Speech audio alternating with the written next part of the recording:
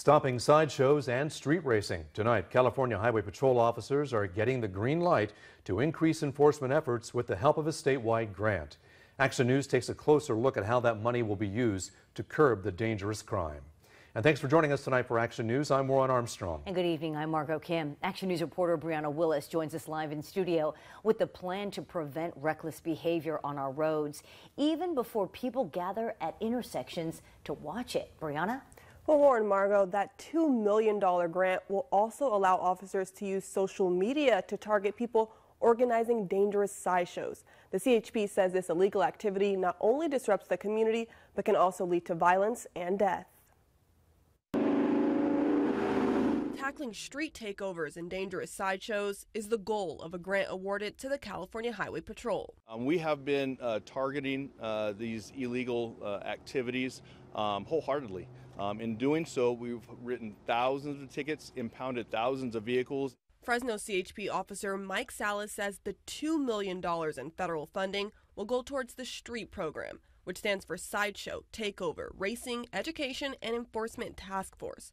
It will also help officers to find people who put on the events. A lot of this is through social media. We have a lot of these organizers that are running these illegal sideshows and street racing activities through social media. Action News legal analyst Tony Capozzi says charges for street racing can include reckless driving, which is only a misdemeanor. The penalties are pretty much a slap on the wrist.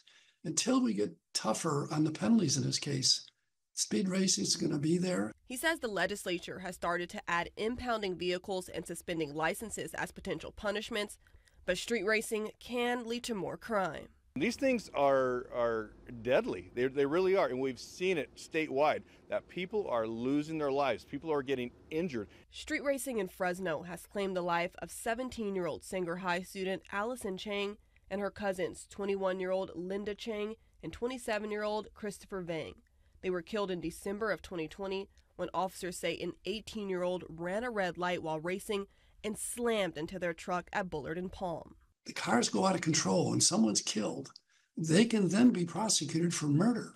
So these are serious offenses. The fatalities and injuries are why the CHP is determined to pump the brakes on illegal sideshows. We're going to be out there to combat it and to make sure that you know that it's a zero tolerance here in Fresno County. And it's still unclear exactly how much of the funding will be allocated to Fresno County CHP, but Officer Salas says it will also allow additional officers as well as helicopter support for when people try to get away from law enforcement in these situations. Warren, Margot. Hey, Central California, stay up to date with all the latest news and weather. Don't forget to hit that like button and subscribe to ABC 30 Action News.